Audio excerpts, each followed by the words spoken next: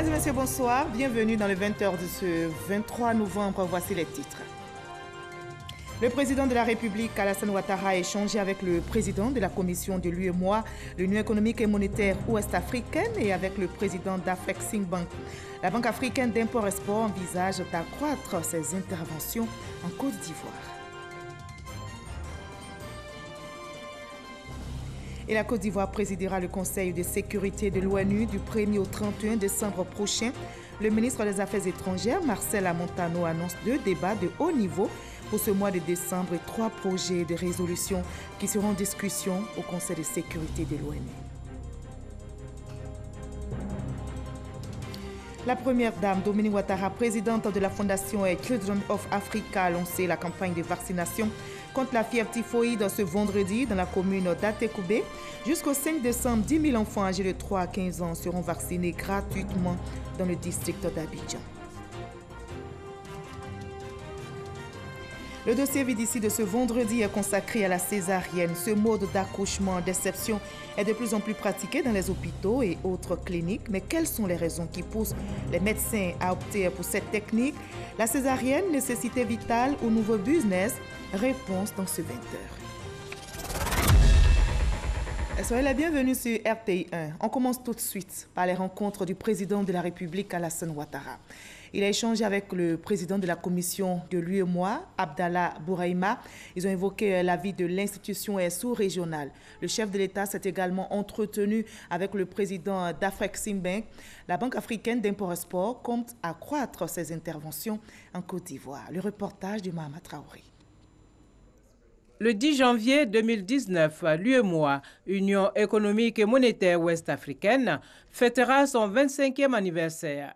C'est cette information que le président de la commission de l'UEMOA, Abdallah Bouraïma, est venu porter à la connaissance du président en exercice de l'organisation sous-régionale. Autre sujet discuté lors de cette rencontre, la désignation d'un nouveau commissaire représentant la Guinée-Bissau au sein de la commission de l'UEMOA. Notre collègue Feu Ibrahima Guémé nous a quittés le 8 septembre 2018 à Faro au Portugal. Donc, conformément aux dispositions du traité, il doit être remplacé par un nouveau commissaire au titre de la Guinée-Bissau pour finir son mandat qui est toujours en cours. C'est ce processus de nomination que nous sommes venus boucler avec le président de la conférence des chefs d'État et de gouvernement. 600 millions de dollars, l'équivalent d'environ 300 milliards de francs CFA, c'est le montant que la Banque africaine d'import-export, Afreximbank, compte investir dans les infrastructures routières en Côte d'Ivoire. Cet appui n'est pas le seul que cette institution financière compte apporter au pays. Assurance donnée au chef de l'État par le président d'Afreximbank lors d'un entretien. Donc les projets sur les financements pour augmenter la valeur ajoutée dans le secteur du cacao. Nous avons également échangé sur des projets que nous finançons ici, que nous sommes en train de vouloir financer également sur les parcs industriels. Nous avons terminé les études de faisabilité et nous allons passer à la phase d'investissement. Cette audience a été l'occasion pour le président d'Afreximbank d'aborder avec le président Alassane Ouattara la participation de la Côte d'Ivoire à la prochaine foire commerciale intra-africaine. Elle se tiendra du 11 au 17 décembre 2018 au Caire, en Égypte. Voilà un reportage réalisé pour vous par Mahama Traoré et Awa Touré. Vous l'avez appris, la Côte d'Ivoire, notre pays, présidera le Conseil de sécurité de l'ONU du 1er au 31 décembre 2018. Eh bien, pour expliquer les enjeux et le calendrier de cette présidence, le ministre des Affaires étrangères était face à la presse nationale et internationale ce vendredi. Marcel Amontano annonce 2 débats de haut niveau et 3 projets de résolution qui seront en discussion au Conseil de sécurité de l'ONU. On fait le point avec Michel Digri. Admise en qualité de membre non permanent au Conseil de sécurité pour la période 2018-2019, la Côte d'Ivoire présidera cet organe tout au long du mois de décembre et cette présidence sera fondée sur un principe. Promouvoir la paix par le dialogue. C'est l'héritage d'Houphouët-Boigny, le père de la nation, qui essaye de fructifier son disciple, Alassane Ouattara. Conformément aux priorités du mandat ivoirien, cette présidence sera axée sur le partage d'expériences, notamment en matière d'opérations de maintien de la paix, ainsi que sur la problématique de la stabilité et du développement économique. À cet effet, 2 débats de haut niveau seront organisés. Un débat de haut niveau présidentiel le 5 décembre et un débat de haut niveau ministériel le 6 décembre. Alors qu'est-ce que ça veut dire? Ça veut dire que le 5 décembre, le Conseil de sécurité des Nations Unies sera présidé par son Excellence M. Alassane Ouattara, président de la République de Côte d'Ivoire. À l'occasion de cette présidence, nous avons proposé donc ce débat de haut niveau présidentiel sur le thème suivant, c'est la reconstruction post-crise, stabilité, paix, sécurité. Voilà un peu pour le programme du débat de haut niveau présidentiel qui sera suivi le lendemain, le 6 décembre, par un débat de haut niveau ministériel que j'aurai l'honneur de présider. Pendant cette présidence ivoirienne, plusieurs projets de résolution seront examinés. Nous allons essayer de faire adopter 2 résolutions. La première résolution est une résolution de Action for Peace, qui est la grande réforme initiée par le secrétaire général des Nations Unies. Action pour la paix. Et la Côte d'Ivoire va co-parrainer ce projet de résolution avec le Pays-Bas, en sachant que Action for Peace est soutenu par 10 pays, dont la Côte d'Ivoire et les Pays-Bas, il y a la France, il y a le Royaume-Uni, il y a le Bangladesh, etc. Et le secrétaire général a souhaité qu'une résolution vienne matérialiser le soutien du Conseil de sécurité à sa réforme. Donc ça sera la première résolution qui sera proposée et adoptée sous la présidence du président Alassane Ouattara. La deuxième résolution concerne l'état de droit et les opérations de maintien de la paix. Vous savez que les opérations de maintien de la paix sont tenues de respecter des critères de gouvernance, des critères d'état de droit, des critères de droits de l'homme, etc. Et la Côte d'Ivoire et les Pays-Bas vont co-parrainer donc cette deuxième résolution sur état de droit et opérations de maintien de la paix des Nations Unies. Par ailleurs, la Côte d'Ivoire, qui souhaite marquer son passage à la présidence du Conseil de sécurité, entend y ajouter une dimension culturelle à travers l'organisation d'activités mettant en valeur la richesse du patrimoine national. À cet égard, elle a prévu des prestations de groupes artistiques ivoiriens au niveau des arts de la scène, ainsi que des séances de découverte de l'art culinaire ivoirien. Il est également prévu un vernissage sur l'opération des Nations Unies en Côte d'Ivoire. Ce volet permettra, à travers des images inédites, de revisiter les grands moments des activités de l'ONUCI qui ont contribué à faire de cette mission une success story. Et je vous conduis à présent dans les locaux de l'université Nangu à Brogoua, d'Abobo-Adjamé, où toute la communauté universitaire publique et privée s'est mobilisée ce vendredi avec le ministre Albert Mabry-Touakeuse pour la traditionnelle rentrée solennelle des établissements et de l'enseignement supérieur. La rentrée solennelle a été présidée par le Premier ministre Amadou Gon Coulibaly, que vous voyez sur ces images. Thème retenu, quel environnement social pour un enseignement supérieur de qualité, moteur du développement économique de la Côte d'Ivoire. L'objectif de la rencontre, faire le bilan de l'année écoulée et surtout évoquer des perspectives pour une année académique réussie. Avant cette rencontre avec la communauté universitaire publique et privée ce vendredi, le Premier ministre Amadou Gon Coulibaly a inauguré hier l'hypermarché Cosmos situé à Yopougon. Cet hypermarché, le plus grand de cette commune, a mobilisé un investissement de près de 18 milliards de francs CFA. Cheikh Koné. C'est le tout premier centre commercial de standard international jamais construit à Yopougon, la plus grande commune de Côte d'Ivoire. L'hypermarché Cosmos, un rêve devenu réalité. Construit sur une superficie de 3 hectares, cet édifice a nécessité un investissement de 18 milliards de francs CFA, avec à la clé la création d'environ 2500 emplois directs et indirects. Nous savons que les espaces commerciaux doivent être en mesure de répondre aux nouveaux besoins d'une clientèle de plus en plus exigeante. Nous avons conçu et construit Cosmos Yopougon en phase avec les standards internationaux les plus élevés, en collaboration avec les meilleurs experts ivoiriens et internationaux en la matière. Ce projet, selon ses promoteurs, résulte de la volonté de développer le secteur du commerce et de la grande distribution en Côte d'Ivoire. Pour la seule commune de Yopougon, les ménages dépensent annuellement environ 292 milliards de francs CFA dans le secteur de la consommation, selon les statistiques de la municipalité. Le secteur de la grande distribution se positionne ainsi comme un secteur porteur, d'où l'appel du ministre du Commerce, de l'Industrie et de la Promotion des PME. Je voudrais inviter le fonds d'investissement HC Capital Properties à poursuivre l'expansion des centres commerciaux Cosmos dans d'autres communes de la ville d'Abidjan et également dans les villes de l'intérieur du pays.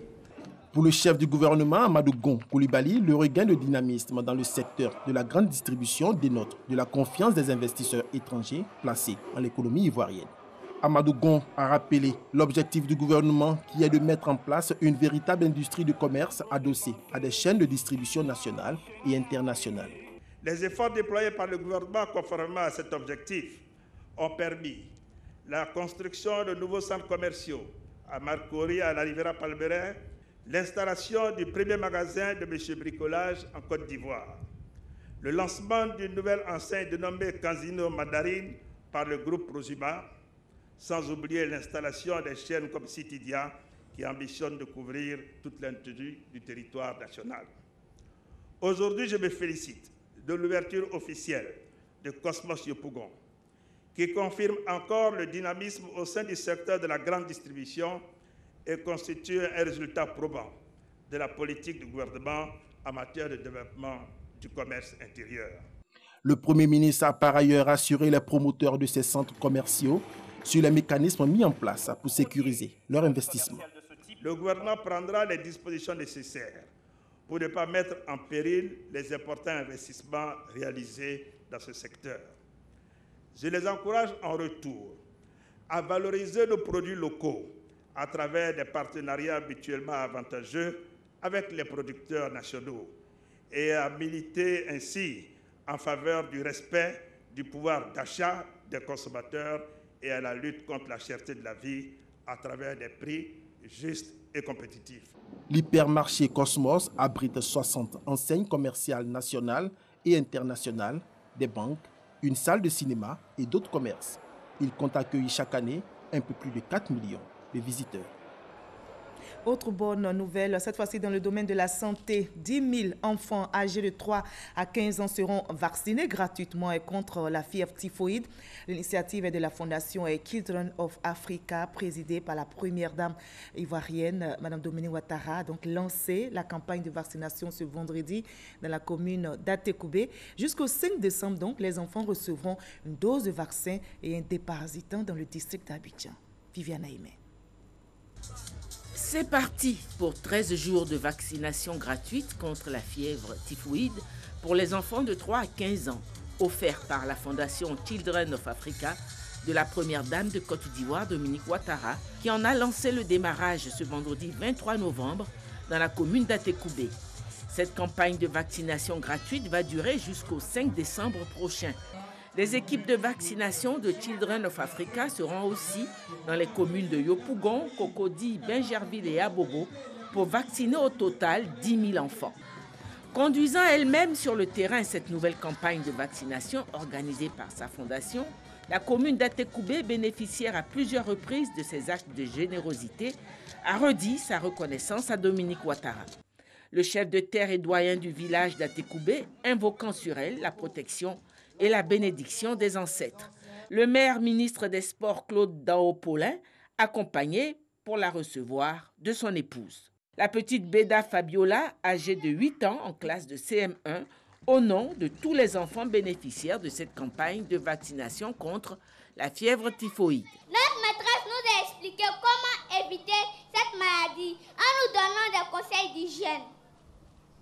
Toujours bien se laver les mains avec du savon avant de manger. Au sortir des toilettes, et aussi bien laver les fruits et légumes avant de les consommer.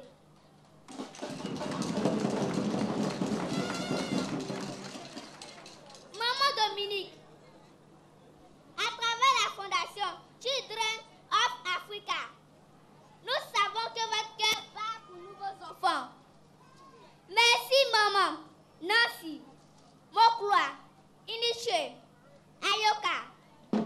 Grâce à des précédentes campagnes de vaccination organisées par Children of Africa, 74 000 enfants ont pu bénéficier du vaccin contre la fièvre typhoïde. Le ministre de la Santé et de l'Hygiène publique a félicité Children of Africa pour son aide appréciable à la santé publique en Côte d'Ivoire. Cette nouvelle campagne de vaccination contre la fièvre typhoïde concernera 5 communes du district d'Abidjan. La présidente fondatrice de Children of Africa a expliqué le choix de ces 5 communes. À compter de ce jour et jusqu'au 5 décembre 2018, nos équipes se rendront dans les communes de Yopougon, Atekoubé, Abobo, Cocody et Bingerville. Notre objectif sera de couvrir les zones les plus précaires des quartiers qui sont exposés à la menace de cette maladie, c'est-à-dire Atekoubé Centre, Mosikro, La Djibi, Abobo Baoulé, Biabou 1 et 2, Jesco, Kossi-Kouan, Abata et Mbadon. Cette année, l'enjeu lié à cette action sanitaire est considérable, puisque l'on se souvient des ravages causés par les pluies diluviennes de ces derniers mois, particulièrement dans le district d'Abidjan. Ces intempéries ont malheureusement eu une forte incidence sur la santé de nos populations, notamment les enfants, et les ont exposés à des risques d'infection tels que la fièvre typhoïde. C'est donc pour prévenir cette maladie et protéger les populations les plus vulnérables que nous avons organisé cette caravane à Abidjan. Et comme les visites de la première dame de Côte d'Ivoire sont toujours des moments de joie et de retrouvailles, il y avait au programme des artistes, de nombreux dons en vivres et non-vivres d'une valeur de 15 millions de francs pour les cantines scolaires et les écoles, plus une enveloppe de 8 500 000 francs pour les populations d'Atekoubé, ont été offerts par la première dame de Côte d'Ivoire. Savoir, c'est pouvoir. Ce premier rapport de l'ONU-SIDA sur le dépistage du sida en Afrique de l'Ouest a été remis officiellement à la première dame Dominique Ouattara ce jeudi. Le rapport lui a été remis en sa qualité d'ambassadeur spécial de l'ONU-SIDA par le directeur exécutif de cette organisation, Michel Sidibé. Les explications de Viviane Aimé. Reçu le jeudi 22 novembre à la résidence présidentielle de la Riviera Golfe, le directeur exécutif de l'ONU-SIDA, Michel Sidibé, est venu remettre officiellement à la première dame de Côte d'Ivoire, Dominique Ouattara, en sa qualité d'ambassadeur spécial de l'ONU-SIDA, le premier rapport de l'organisation sur le dépistage en Afrique de l'Ouest. La première dame et son hôte ont ensuite fait le point de la lutte contre le sida dans la région ouest-africaine. La rencontre s'est déroulée pendant une trentaine de minutes. Vous savez, la première dame, c'est l'ambassadeur spécial de l'ONU-SIDA pour ce combat-là. Et elle est complètement engagée. Elle voudrait qu'il n'y ait pas d'enfants qui naissent avec le sida en Côte d'Ivoire. Elle voudrait que le traitement soit disponible pour tous ces enfants qui naissent malheureusement avec le sida. Donc c'était un peu pour remettre en place un peu un mécanisme qui nous permettrait justement d'aller vers ces programmes-là et de les accélérer et d'atteindre ces mères qui ne sont pas encore atteintes par nos projets. Donc avec le ministre de la Santé, avec nos collègues, nous allons travailler ensemble dans le futur pour faire en sorte qu'il y ait une accélération. Le ministre de la Santé et de l'Hygiène publique à Kaouélé assistait à cette rencontre. Une date à noter dans votre agenda, le 1er décembre prochain sera célébrée la Journée mondiale de lutte contre le VIH-Sida. En prélude donc à cette célébration, l'ONU-SIDA a lancé hier jeudi, ici à Abidjan, le rapport intitulé « Savoir, c'est pouvoir ».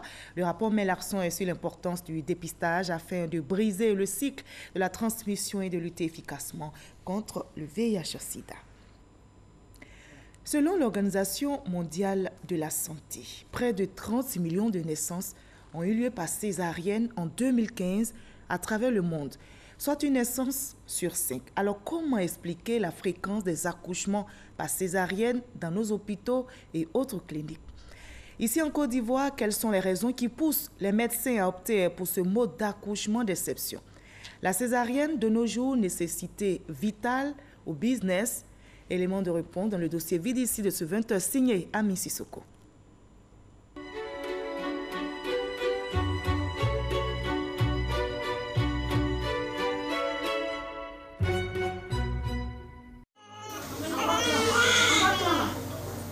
L'époque où les femmes accouchaient généralement par voie basse et rarement par césarienne est-elle révolue? Accoucher par césarienne aujourd'hui est presque banal. La césarienne est une intervention chirurgicale qui consiste à faire une incision au niveau du bas-ventre de la parturiente pour extraire le bébé.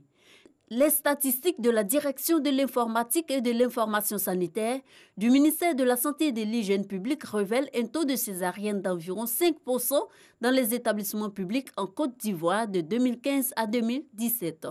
L'évolution de la médecine expliquerait l'augmentation du nombre de césariennes. Les techniques chirurgicales se sont améliorées, les techniques anesthésistes se sont également améliorées, d'où la césarienne pour éviter et réduire la mortalité maternelle et la mortalité également au niveau des bébés. Dans les cliniques privées, le taux de césarienne avoisine les 11% selon une étude dirigée par le médecin gynécologue Raphaël Madou-Oné sur 1500 parturientes. Depuis 1985, les normes définies par l'OMS fixent le taux de césarienne entre 10 et 15% dans un pays. La Côte d'Ivoire n'a pas encore atteint les 15%. Et pourtant, la population s'inquiète. Ma belle-fille, on dit c'est césarienne. Et voilà ma fille encore. Elle aussi, c'est même chose césarienne. Actuellement, là, les accouchements, s'il y a 10 accouchements, il y a au moins 5 césariennes. Moi, dans ma famille, là, presque toutes les jeunes filles ont été césarisées. Donc, on ne comprend pas ce qui se passe. Une femme qui a une pathologie maternelle, une hypertension, un diabète ou un placenta qui est bas inséré, qui peut entraîner une hémorragie à la naissance, on va programmer chez ces femmes-là une césarienne. Il existe 3 types de césariennes. Les césariennes programmées, d'urgence et de convenance. Les 2 premières ne se pratiquent qu'en cas de nécessité médicale. Le col de l'utérus, qui doit normalement s'ouvrir jusqu'à dilatation complète, ne s'ouvre pas. Et le travail traîne. Le travail traîne malgré les médicaments qu'on donne généralement pour faire lever l'obstacle, ça ne marche pas. Il faut rapidement poser une indication de césarienne. À côté des femmes qui subissent une césarienne par nécessité médicale, il y a celles qui choisissent par convenance, craignant les douleurs de l'accouchement. Elles déclarent aussi vouloir protéger leur périnée. Première grossesse, il y avait un problème d'un enfant, il y avait un cordon sur son cou. Donc c'est ça qui a envoyé césarienne. Maintenant, deuxième là, c'est moi-même qui ai demandé césarienne parce qu'il ne voulait pas avoir mal. Et puis tout a été malade aussi. Quelles que soient les motivations, la césarienne peut entraîner de graves complications et être cause d'invalidité ou de décès. C'est souvent le cas lorsqu'elle est pratiquée en l'absence d'un plateau technique adéquat. On peut avoir des complications de type infectieux, on peut avoir des suppurations après les césariennes. La rumeur dit qu'une première césarienne en entraîne d'autres. Ce n'est pas une donnée immuable, soutiennent les praticiens. Quand une femme accouche pour la première fois par une césarienne, cela ne veut pas forcément qu'elle va accoucher obligatoirement par une nouvelle césarienne.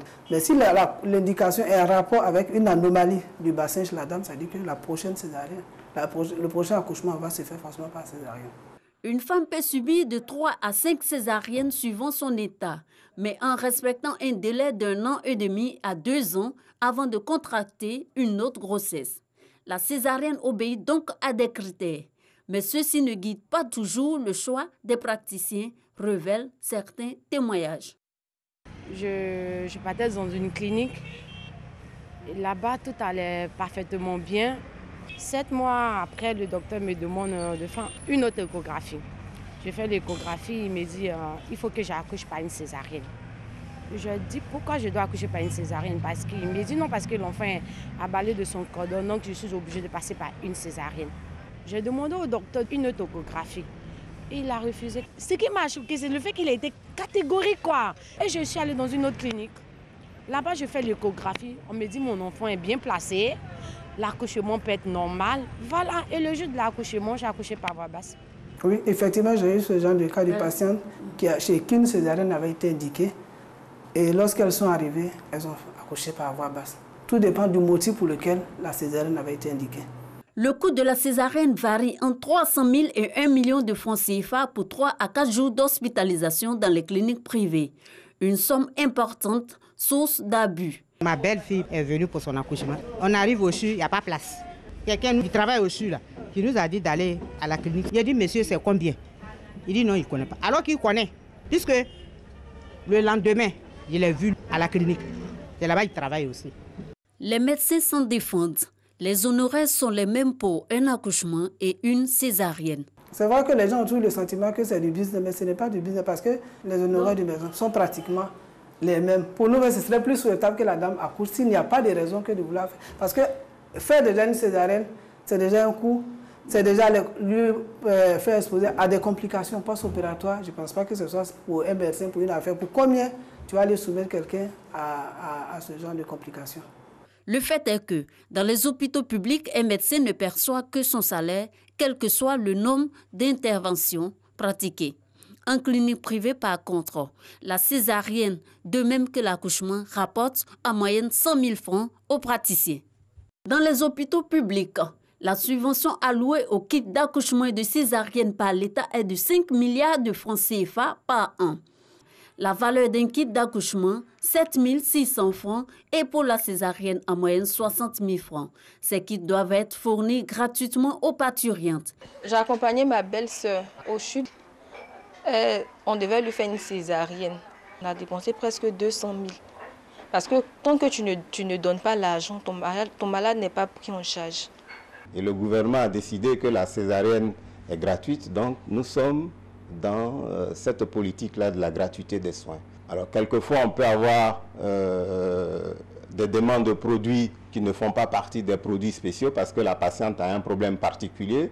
Dans ce cas-là, on peut être amené à faire une ordonnance qui peut compléter les produits habituels du kit gratuit.